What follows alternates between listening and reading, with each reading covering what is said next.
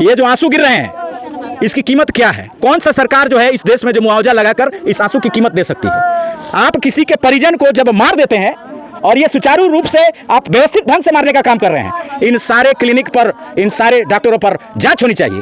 और ये समझिए बात को, इस देश में घुसपैठियों के खिलाफ मुहिम जारी है, उन्हें उनका जो है वोटर कार्ड से नाम निकाला जा रहा है। लेकिन आप समझिए, इस देश के नागरिक होते हुए इस देश में जो डॉक्टर हैं, जो यहाँ के नागरिक हैं, अपने ही लोगों की जान ले रहे हैं, फर्जी डिग्री से, फर्जी दवाइयाँ बेचकर, नकली दवाइयाँ बेचकर, गलत इलाज करके। जिस डॉक्टर को एक मामूली सी फार्मा की लाइसेंस उपलब्ध है, बताइए वो डॉक्टर ऑपरेशन कैसे कर देता है? कि आखिर इनसे प्रयास कर रहे हैं जानने का कि किस तरह से जो है ये सारा चीज़ हुआ, कैसे कैसे ये सारा चीज़ हुआ। यहाँ हम लोग जानने का प्रयास करेंगे पूरी घटना को। के बनी है के परिजन के बनी, कैसे कब से बीमार, कब से बीमार रहे, कब से बीमार रहे, कब से बीमार रहने बाबू? अरे बाबा मरवा से बीमार हमर बाबू रहले का भाई रह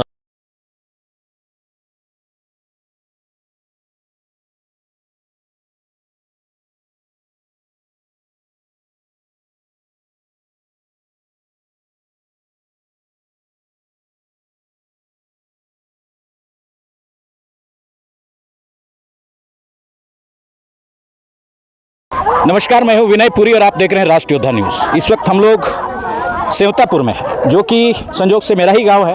और मेरे गांव में बिहार की घटिया, लचर, सड़ी हुई स्वास्थ्य व्यवस्था की भेंट एक 18 साल का लड़का जो है वो चढ़ गया है। इस लड़के को पिछले 5-7 दिन से बुखार था, तबीयत खराब थी। जांच के बाद डेंगू का शक बताया गया। कई डॉक्टरों के पास ये लड़के को इसके परिजन जो है लेकर गए और उसके बाद अचानक जो है आज इसकी मृत्यु हो जाती है। इसका जो है इलाज सही तरीके से नहीं हो पाया, ट्रीटमेंट सही तरीके से नहीं हो पाया। ये आप देख रहे हैं कि इस परिवार में पूरी तरह से मातम पसरा हुआ है। और इसका कारण सिर्फ और सिर्फ हमारे बिहार की घटिया, सड़ी हुई स्वास्थ्य व्यवस्था है, जहां पर सरकारी से लेकर प्राइवेट डॉक्टर तक सभी जो है इस व्यवस्था में साझेदार है, भागीदार है। यह व्यवस्था देखिए कैसे 18 साल के एक बच्चे की जो है जान ले चुकी है। कारण सिर्फ इतना कि उसका इलाज सही तरीके से नहीं हो पाया। डेंगू को समय पर डिटेक्ट नहीं कर पाया गया।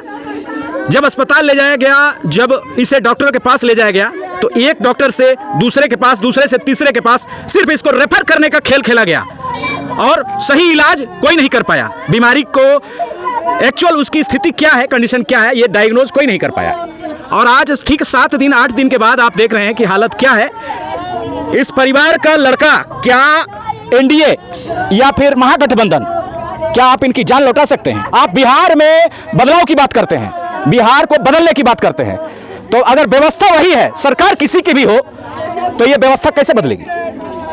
ये व्यवस्था कैसे बदलेगी? 2021 में नेशनल ह्यूमन राइट्स कमीशन का रिपोर्ट है कि बिहार राज्य में 5000 से ज्यादा अवैध क्लिनिक, अस्पताल चल रहे हैं, सुचारू रूप से चल रहे हैं। इसकी जांच की जिम्मेदारी किसकी है? इनका जांच कौन करता है? और जांच के नाम पर उनसे पैसे लेकर वापस उसको कैसे चला दिया जाता है? ये लोग शिक्षित नहीं हैं। ये डॉक्टर जो हैं, भारत के एक रिपोर्ट के अनुसार हमारे देश में 53% डॉक्टर फर्जी हैं, फर्जी डिग्री लेकर बैठे हैं। वो डॉक्टरी की हो, फार्मेसी की हो, वो अपने व्यवसाय चला रहे हैं बस। और ये डॉक्टरी नहीं, क्लिनिक नहीं, मौत की दुकान खोलकर बैठे हैं। ये जो यहाँ आप देख रहे हैं स्थिति, ये जो आंसू गिर रहे हैं इसकी कीमत क्या है? कौन सा सरकार जो है इस देश में जो मुआवजा लगाकर इस आंसू की कीमत दे सकती है? आप किसी के परिजन को जब मार देते हैं और ये सुचारू रूप से आप व्यवस्थित ढंग से मारने का काम कर रहे हैं, इन सारे क्लिनिक पर, इन सारे डॉक्टरों पर जांच होनी चाहिए। और ये समझिए बात को, इस देश में घुसपैठियों के खिलाफ मुहिम जारी है, उन्हें उनका जो है वोटर कार्ड से नाम निकाला जा रहा है। लेकिन आप समझिए, इस देश के नागरिक होते हुए इस देश में जो डॉक्टर हैं, जो यहाँ के नागरिक हैं, अपने ही लोगों की जान ले रहे हैं, फर्जी डिग्री से, फर्जी दवाइयाँ बेचकर, नकली दवाइयाँ बेचकर, गलत इलाज करके। जिस डॉक्टर को एक मामूली सी फार्मा की लाइसेंस उपलब्ध है, बताइए वो डॉक्टर ऑपरेशन कैसे कर देता है? कि आखिर इनसे प्रयास कर रहे हैं जानने का कि किस तरह से जो है ये सारा चीज़ हुआ, कैसे कैसे ये सारा चीज़ हुआ। यहाँ हम लोग जानने का प्रयास करेंगे पूरी घटना को। के बनी है के परिजन के बनी? हाँ? कैसे कब से बीमार रहा? कब से बीमार रहने? कब से बीमार रहने बाबू? अरे सोमवार से बीमारवा हमर बाबू रहले। का भई रहल? अरे बुखार लागल त गइले त दवाई करा के गइले। ओकरा बाद कॉलेज में दैया झिनझिना त फिर गइले। केकरा के यहाँ दवाई भई रहल? कौन डॉक्टर हो रे? कहाँ देखौले रहनी हो? अरे हे जाजी वो डॉक्टरों में कौन दोस्त कहल जा? प्रिंस डॉक्टर में पानी चढ़ावल गइल है। अच्छा, बीमारी में और का लक्षण रहल? जैसे बुखार रहल, पियरी देह में पियरी रहल, जॉन्डिस रहल, बुखारो रहल। आई प्लेट दुका कहला ए बाबू हो गइल है बाबू। हम आई लेके रहल है अरे बाबू माई सब जानता का भई रहल बाबू? बाबू के एक दिन तोहरा के बुखार लागल तो कहलन जे मम्मी हमरा के दे हम जाई। गाँव के हमन बेटा हुआ उहे बोला के ले गइल। ले गलन तो गोली देहन तो गोली से ना निमन भइल तो फेन बिहान भइल भेज पेटवा फूल गए फेन ले गम तो पेटवा फूल गए तो गैस के गोली दे दी आ फेन कहता नहीं मम्मी हमरा बेचैनी। फेन 5 बजे मंगरवा के ले गई संते काल लेके रही मंगर के दिन मंगर के तो भर्ती कहाँ दिखले रही? मायरा कहाँ केकरा के यहाँ?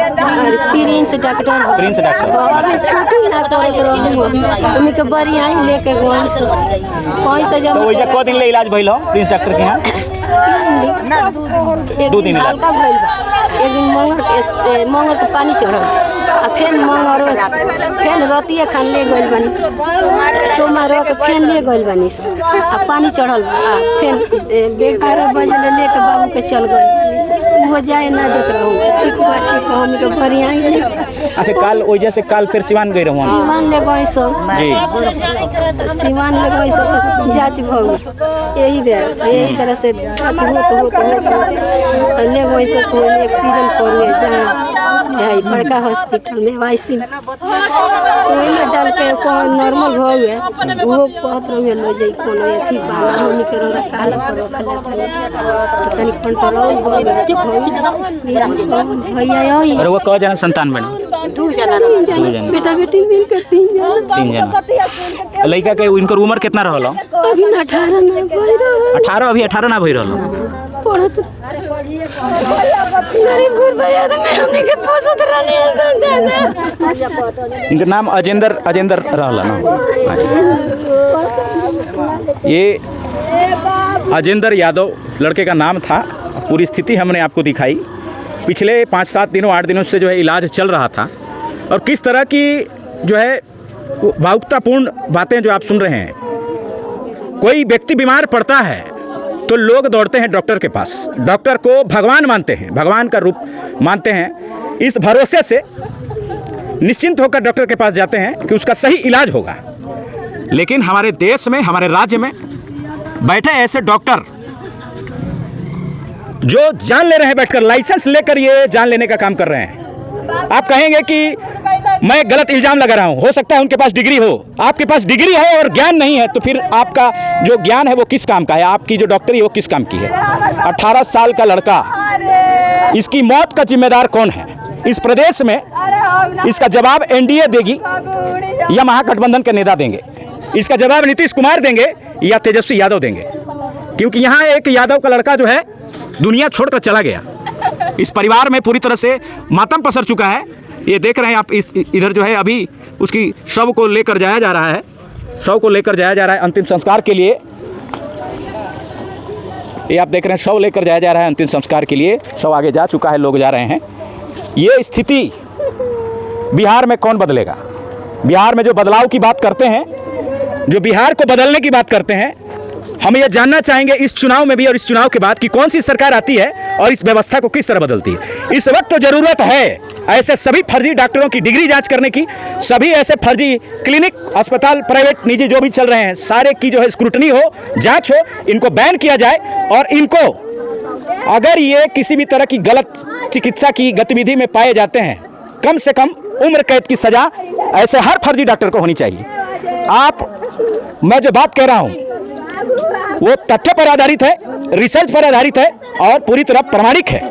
आप जाकर इसके बारे में पूरी तरह जांच कर सकते हैं, पूरी जानकारी हासिल कर सकते हैं कि कितने फर्जी डॉक्टर हमारे आसपास के क्षेत्रों में भरे हुए हैं। इन सब की विधिवत जांच होनी चाहिए, सख्ती से जांच होनी चाहिए और स्वास्थ्य विभाग भी जो है इस पर कार्रवाई कर सकता है। और कौन करेगा? क्या आम जनता जाकर सारी क्लिनिक की जांच करेगी, डॉक्टरों की जांच करेगी? ये किस तरह की दवाई दी जाती है, दवाई दी गई है तो वो सही डोज में है कि नहीं है, बीमारी है तो आखिर बीमारी का असली कारण क्या है? ये डायग्नोसिस जब तक सही नहीं हो पाएगा, सही इलाज नहीं हो पाएगा। मेडिकल टर्मिनोलॉजी हम और आप जैसे लोग नहीं समझ पाते हैं। बिहार में 14% लोग जो है केवल मैट्रिक पास हैं। हाई फाई MBBS की डिग्री वाले कोई मेडिकल टर्मिनोलॉजी 4 लाइन इंग्लिश में लिख देते, लोग कैसे समझ पाएंगे?